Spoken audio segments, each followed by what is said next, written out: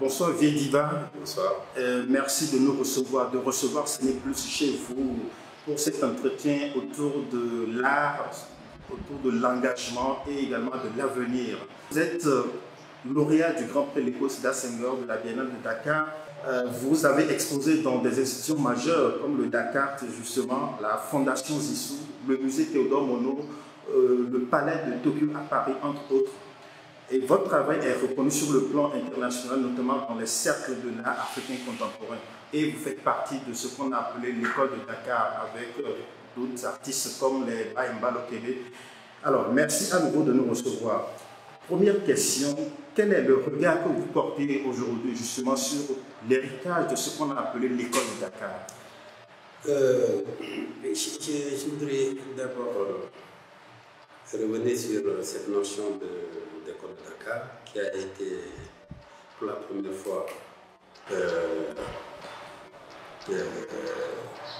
désignée par Malraux en 1966 pendant le Festival mondial des arts nègres pour désigner le lot d'artistes sénégalais qui avaient participé à cet événement. Et Malraux les qualifiait à peu près il y a une dizaine, il disait à Senghor à l'époque, il y a une dizaine d'artistes qui sont de niveau mondial. Et cette forme de peintre a été désignée par Malraux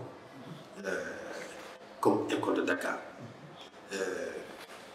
Et cette notion d'école de Dakar exprime pour moi une certaine vision de Senghor à travers son école de la négritude. Il avait une conception de l'art et qui est une des raisons du fait que Senghor s'est engagé en politique. Pour moi, c'est une manière de donner une légitimité politique à sa vision culturelle. Donc en fait, pour moi, Senghor est entré en politique pour avoir un champ d'application de sa manière de voir la culture. Et c'est pourquoi les premiers actes qu'il a posés en politique, c'est des actes culturels. Et ça, c'est extrêmement important. Alors, cette école de Dakar-là, qui a été magnifiée en 1966, je ne me reconnais pas dans cette école de Dakar. Aujourd'hui, je n'ai jamais été depuis lors. Oui, depuis lors. Par contre, moi, j'ai appartenu à cette deuxième conception, cette deuxième vision de Senghor. Parce que Senghor est caractérisé par deux visions, enracinement et ouverture. Pour moi, l'enracinement, c'est la première décennie, de 60 à 70, dont le point culminant était le Festival mondial des arts nègres. Et vous voyez, même au plan des décisions juridiques, c'est à partir de cette date-là, beaucoup de lois et décrets ont été en faveur de la culture. Après, Senghor a créé l'Institut national des arts. Cet Institut national des arts a changé de démarche pédagogique qui s'inspirait des principes académiques classiques de l'école de Paris. C'est-à-dire que nous, à la limite, moi je pouvais dire que moi je suis formé à partir des principes de l'école de Paris, c'est-à-dire l'académie classique universelle. Et alors que la première école de Dakar provenait de ce qu'il appelle l'atelier de recherche nègre, animé par Pape Bratal et Pierre Loss. Dans cette même période, Iba Ndiaye incarnait cette nouvelle version universaliste qui revendiquait plutôt l'académisme classique occidental, qui ne voit pas de particularité en art, on est des humains, on crée comme tout le monde. Donc oui, Senghor a fait une espèce de confrontation des deux conceptions de l'art. Soit l'art inspiré directement de l'art nègre du point de vue de la structure, de la composition, la création des formes, des couleurs, et ainsi de suite. Et aussi une autre vision qui se révèle entre cette notion d'ouverture, que Senghor qualifiait de civilisation de l'universel. Je crois que ces deux problèmes, ces deux concepts résument en vérité la vision senghorienne qui est d'abord dit enracinons-nous d'abord et ouvrons-nous ensuite. Moi, je suis le produit de l'ouverture. Ah, très bien. Vous n'êtes pas enraciné, vous? Moi, Ou bien le concept d'enracinement de Senghor ne vous convainc pas? Non, en fait, pour moi, c'est devenu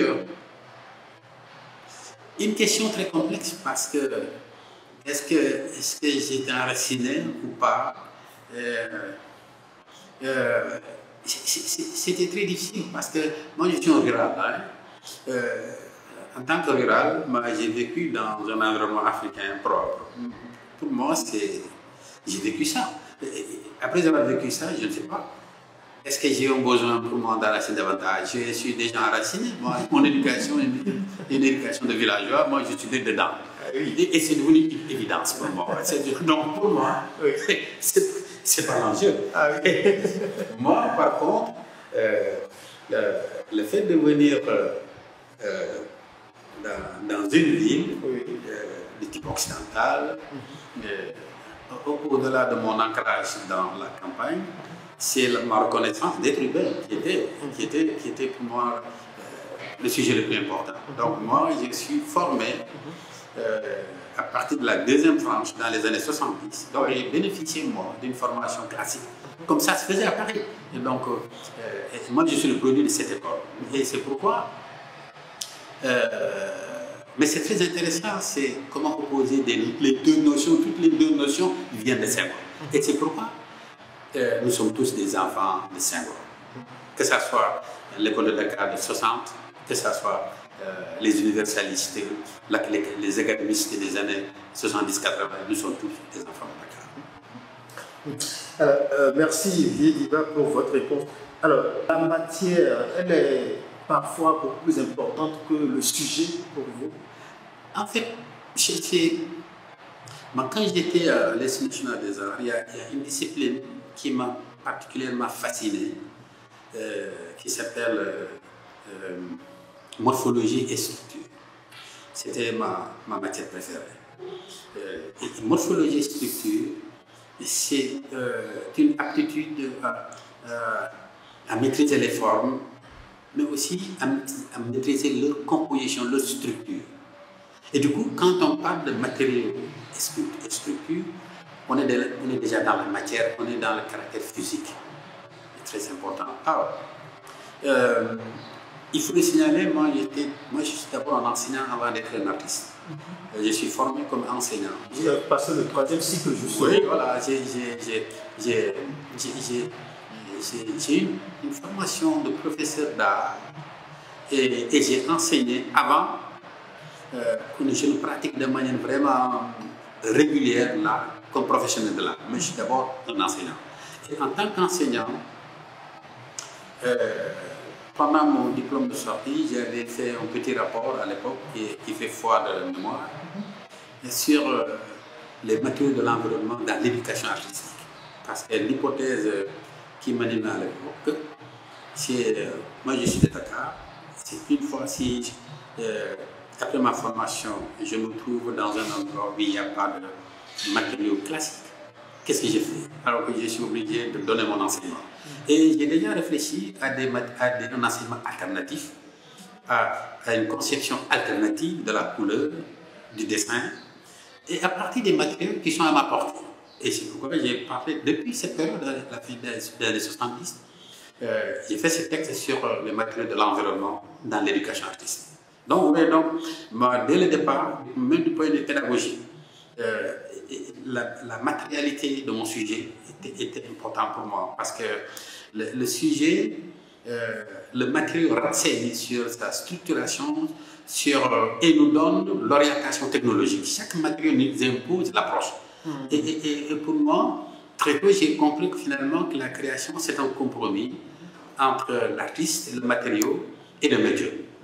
Et on ne peut pas exclure le matériau de la création artistique. Surtout, à l'époque, on parlait plutôt art plastique et non art visuel. Donc, nous avons un rapport très direct avec le matériau. Et pour moi, le matériau, c'est le prétexte pour nous exprimer, pour montrer nos sentiments par rapport à ce que nous voulons faire. Je crois que c'est extrêmement... Le matériau est très important. C'est après, dans les années 90, au moment où j'étais vraiment dans la création, que j'avais prononcé, donné cette réflexion-là, parce que cette période est caractérisée par le plan d'ajustement.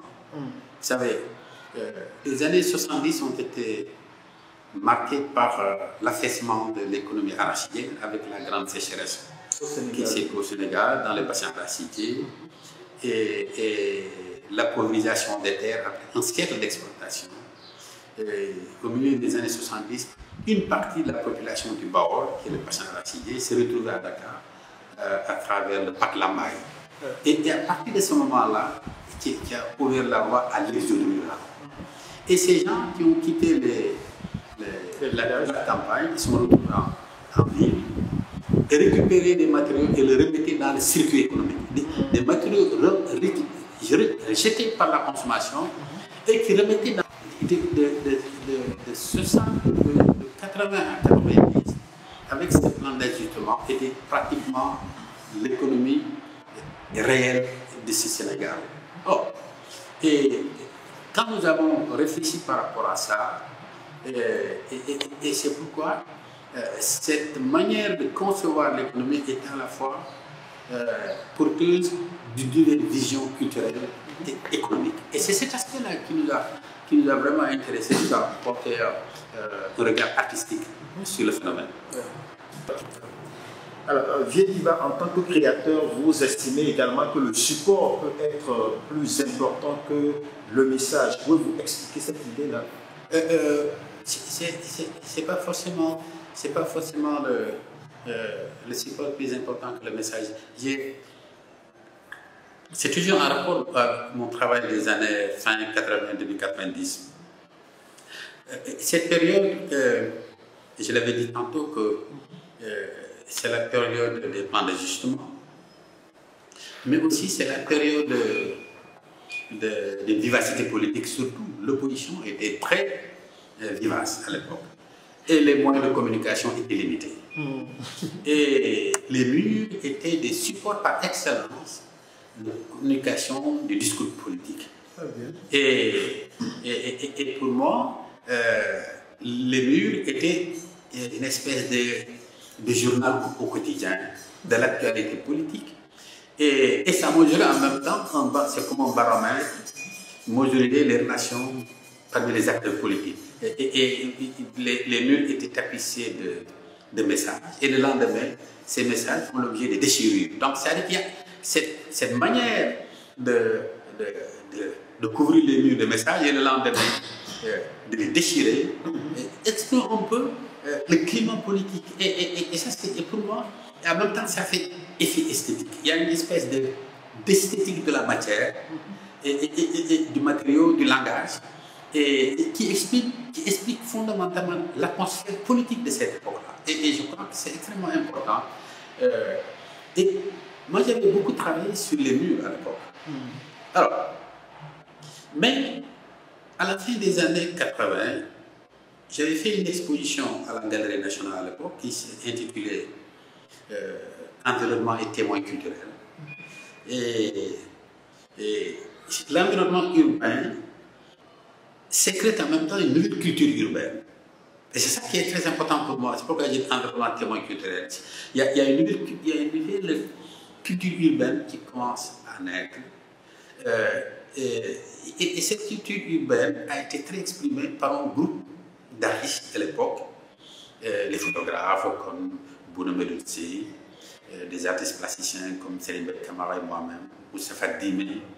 Et on a mis en place une école esthétique qui s'appelle l'esthétique du lieu de vie et l'esthétique de l'environnement. Et ça, et c'est très important, cette conception de voir l'art au-delà des deux écoles, l'école de Dakar classique et l'école de Dakar académiste. Il y a une troisième voie qui n'est ni l'école de Dakar, ni l'académie de type occidental. Il y a une troisième voie esthétique. Moi, je fais partie de cette troisième voie. Alors, cette troisième voie, maintenant, cette troisième voie était motivée à la fin des années 90, des années 80. Un jour, je me suis posé la question, je veux créer une démarche artistique qui m'est propre, qui n'est pas une copie de l'Occident, mais qui n'est pas aussi une copie de l'art nègre au sens classique, symbolien du terme. Pour moi, c'est l'art nègre, les statues, les stones. Je ne parle de cette époque, je ne parle pas directement. Alors, je me prenais un peu de temps et j'allais au musée de la place de Véto. Il y avait une exposition permanente de statues, de masques. Et j'allais tous les jours regarder parce que mon idée à l'époque était de est-ce que ces objets peuvent parler, enchantés par Senghor, peuvent parler de moi, ma sensibilité, créer une nouvelle conception de l'art. C'était ça la problématique. Alors, j'allais là-bas, je regarde, je rentre. 3 mois après, j'ai fait un peu, j'ai organisé des idées. Écoute, tout ça c'est quoi? Après, j'ai analysé 3 idées, 4 idées ont traversé ma tête. La première idée, c'est le rôle du matériau dans la création classique africaine. Chez le sculpteur ou le boiselier africain classique, le matériau, c'est quoi? Ça, c'est une première problématique. Deuxième problématique, c'est les règles de composition. Comment ces choses-là sont conçues. Troisième règle, c'est la verticalité. C'est-à-dire qu'il y a un axe vertical qui revient toujours. Et quatrième question, cette théorie de symbole du rythme, c'est quoi dans tout ça? C'est très intéressant, cette problématique-là. Pour la première réponse, le rôle du matériau dans la création de l'art classique, contrairement à l'art occidental, où les sculpteurs sont tellement techniques que finalement tu oublies même le matériau, tellement le message domine le matériau. C'est tellement technique, c'est tellement académique que des fois tu oublies même le matériau au profit du message ou de l'esthétique. Et ça c'est très important.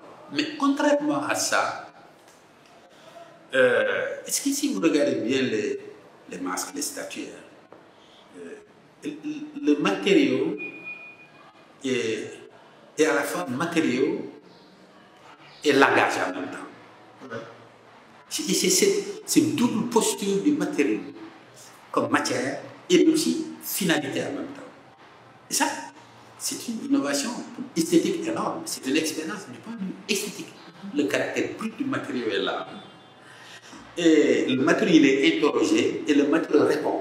Quand on met du clou dans un masque, ça signifie que moi je suis bois et j'accepte d'être pénétré. Il y a un dialogue entre le matériau et la technique. Et voyez donc le matériau dicte sa loi. Ça veut dire que j'accepte ça. Moi, on me creuse.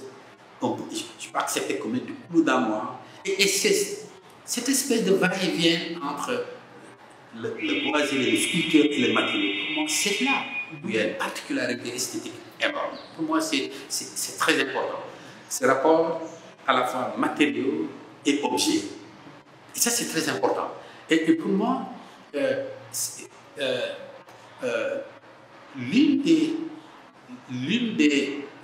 des apports les plus importants de l'Afrique dans l'esthétique est cette fonction qu'on fait jouer au matériau. Donc, il est participatif, et il n'est pas négligé, il participe à la définition du résultat final. Et c'est cette dimension participative de l'art, du matériau et de l'objet. L'objet A me paraît étant une des révolutions esthétiques les plus importantes. Et ça, pour moi, c'est très important. C'est pourquoi j'ai dit. Et ça, c'est le premier constat. Deuxième constat, c'est les règles de composition. Quand vous regardez les statuaires, il y a une déformation voulue. Des fois, le buste est exagéré. Comment dire, c'est pas les mêmes proportions que les proportions conçues dans le monde occidental. C'est au niveau du tiers. Et quand vous regardez les statuaires, on exagère les pieds et le tronc est élancé. Cette disproportion fait que, mais en exagérant les pieds, en rapprochant les centres de gravité du sol, on assure à la forme, à la sculpture, sa stabilité. Et ça, c'est très important. Finalement, il y a beaucoup de mathématiques ou de géométrie dans la création. Il y a de la physique. Mais ces gens ont fait de la physique sans être des physiciens. Et ça, plus le centre de gravité est proche du sol, plus la forme gagne en stabilité. C'est énorme. Voyez donc nos parents africains là, ils ne sont pas idiots. Et il y a une vraie science. Il y a une vraie science de la forme et de sa statue dans l'espace. Pour moi, c'est très important ce phénomène-là. Alors, et ça, c'est ça qui m'a fait rebondir qu'en fait, le fait de rapprocher le centre de gravité du sol dans les statuaires me fait penser au fond, qu'est-ce qui fait que spontanément les gens ils ont pensé que le centre de gravité doit être proche du sol. Et je me suis rendu compte en fait, notre conception de l'art est une conception dynamique. C'est-à-dire que l'art n'est pas quelque chose qu'on met quelque part pour décorer, mais ça a une fonction participative, la vie sociale. Or, cette fonction participative de la vie sociale se réalise à travers la danse. Et la danse est une espèce d'évocation de l'énergie qui agite ton corps. Et cette manière d'agiter le corps, et je me suis, quand j'ai fait le parallélisme entre les danseurs, et imaginez quelqu'un qui danse, et qui subitement il s'arrête, et trouve l'action. Pour moi, tous les peuples qui ont fait des sculptures de cette nature, c'est des peuples dont la vie est liée à la terre. Et ça, c'est très important. Or, tous les peuples qui vivent de la terre, quand ils dansent, ils se rapprochent du sol, et c'est plus violent. Et cette attitude de se rapprocher du sol, pour moi, c'est cette idée-là qui est dans la statuaire. Pour montrer que nous sommes des terriens, nous vivons de la terre. Parce qu'en même temps, si vous voyez les peuples, les éleveurs, par exemple, il y a des éleveurs comme les peuples, quand ils dansent, ils sont plus aériens. Et regardez les arts de ces peuples-là. Ils ne sont pas dans les mêmes problématiques de rapport au sol. Et pour moi, c'est très important que ces statuaires et produits de peuples qui vivent fondamentalement de la terre. C'est pourquoi il dit que nous sommes des terriens. C'est pour marquer notre contact au sol.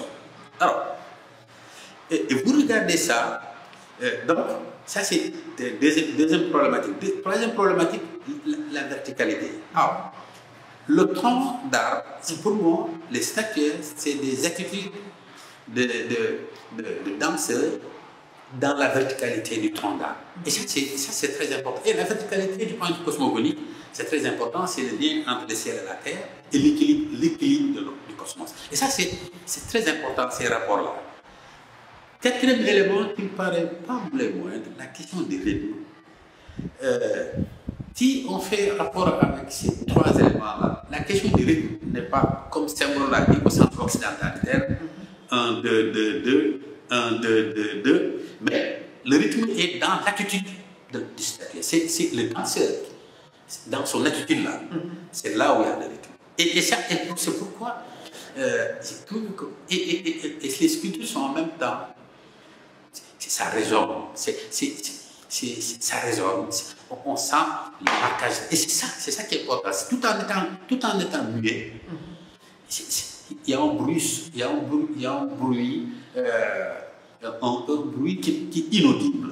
Il y a un bruit inaudible qui peut se trouve dans la scène. Et c'est ça qui fait le. Et c'est pourquoi je me suis dit, mais finalement, à force d'éviter Senghor, on le trouve devant nous. Et c'est ça que je trouve assez intéressant. C'est-à-dire que je n'ai jamais revendiqué Senghor, mais à travers des analyses là, je le retrouve devant moi. Et ça, j'ai dit à quel point, mais c'est difficile de l'échapper en réalité. Vous vous êtes opposé à lui à l'époque? Mais dans mon travail, je me suis retrouvé face à lui. Ah, très bien. Et c'est ça. Justement, vous avez été engagé. Vous avez été un artiste militant. Oui, en fait, militant, oui, parce que moi, j'ai participé à la grève de 68. Oui, on allait en venir. J'étais au lycée. En 68, j'ai fait de la 6e. Oui. Moi, je manifestais sans savoir pourquoi. Parce que je suivais la masse, comme beaucoup d'élèves. On disait à l'époque, on chantait Vive la grève solidarité. Et j'ai même échappé au bastonnat d'un comité de frappe assez à l'époque. Mais nous, on ne savait pas ce que ça veut dire. Nous, on était dans la masse comme ça. C'est après. Après que c'est difficile d'échapper à la politique si on est de cette tranche de période de l'histoire du Sénégal, avec la fin des années 68 jusqu'à 70. Le pays était, il n'y a pas de choix. On ne peut pas ne pas être politique. parce que la politique était partout. Les syndicats étaient très dynamiques, les mouvements de jeunesse étaient très à gauche. Moi, je fais partie de cette génération. Ils s'est flirté avec le maoïsme. Oui. Voilà, c'est ça. Nous, on est tous dans la et je crois que quelque part, ces éléments-là m'ont renforcé ma conscience de beaucoup de choses dans mon travail. Et je pense que c'est un avantage, parce que ça permet d'avoir une autre perception du monde, une autre perception de l'art et de son rôle dans la société. C'est très important. Alors, vous parliez tout à l'heure de l'esthétique du beau. Je pense qu'à une certaine époque de l'histoire, l'Occident s'était arrogé le monopole de l'esthétique du bien, du beau, au point de penser que l'art africain contemporain était primitif. Est-ce que vous et d'autres avez travaillé à déconstruire cette idée-là? Parce qu'elle a d'abord été comme primitive avant que les mêmes personnes ne la présentent comme art majeur. Oui, avez-vous travaillé à déconstruire cette idée? Oui, mais le problème, c'est le contexte. C'est le contexte colonial, le contexte de christianisation du continent qui était couplé de la colonisation. L'évangélisation est un élément de la colonisation. Il faut s'attaquer d'abord à la conscience culturelle des peuples. Et c'est ça qui est intéressant. C'est-à-dire qu'ils ne sont pas idiots. Hein. Ils savent que c'est à partir de la culture qu'on peut défaire les peuples. Ouais. Les dominer. Ben, bien sûr. Ils nous ont fait croire que ce que vous faites, c'est sauvage. C'est dangereux pour eux. Les masques et les sculptures là ont été prétendus jetés, c'est diabolique, c'est démoniaque. Bon, le vrai Dieu, c'est ça. Ils étaient bouillés. Écoutez. Pourtant, ils les ont pillés. Oui, ben. En réalité, ils ne les étaient pas. Non, ils ne les étaient pas. Mais l'idée, c'est d'occuper notre conscience. Et c'est pourquoi la colonisation est dangereuse. Parce que la colonisation est d'abord un problème économique. La colonisation, l'idée est née et avec l'industrialisation de l'Occident qui a besoin de matières premières. Et c'est l'Afrique qui possède ces matières premières. Alors, pour avoir ça, il faut balkaniser. Mais il faut faire de telle sorte que les Africains renoncent à ce qu'ils sont, à leur culture, aux réponses qu'ils ont données aux questions existentielles avant la colonisation, les dire que ça ne correspond plus à leur... Et ce processus de déconstruction du noir était accompagné de l'occupation de l'espace mental du noir. Et ça c'est ça la réalité. Alors, et maintenant, mais ce phénomène est tellement ancré que le noir lui-même, à un certain moment donné, ne revendique plus lui-même, il ne revendique plus sa culture. Il a accepté ce phénomène. L'aliénation. Voilà, d'aliénation. Et il y en a certains qui sont devenus des vrais militants de ce système de pensée. Alors, tous nos problèmes, c'est justement là. Le problème n'est pas économique. Le problème est d'abord essentiellement culturel, c'est-à-dire la représentation que nous faisons de nous-mêmes dans ce monde et quelles sont nos ambitions, qu'est-ce que nous voulons être, qu'est-ce que nous voulons faire. Et la colonisation est un concept il n'est pas idiot, le colon. Et voilà. Le problème aujourd'hui est comment déconstruire ça. Et ça va pas être facile parce que, entre-temps, la communication s'y est mêlée. Et on n'a même pas le temps de penser, de réfléchir. On est tellement occupé par des choses qui ne nous concernent pas directement. Et finalement, nous en avons fait nos problèmes. Et c'est ça le vrai problème de l'Afrique. Et nous avons notre propre conception de nous-mêmes. Est une conception de dire, pour une grande partie, pas tout le monde, c'est fatal, on ne peut rien faire, il faut rendre les armes. C'est ça le drame. Et ça, le vrai projet maintenant, c'est comment déconstruire cet Africain-là et reconstruire pour notre Africain. Mais on ne peut pas déconstruire si on ne comprend pas. Le premier élément, c'est de comprendre le système, de comprendre ce que nous sommes réellement, l'évaluer, déconstruire ce que nous sommes pour reconstruire ce que nous voulons être.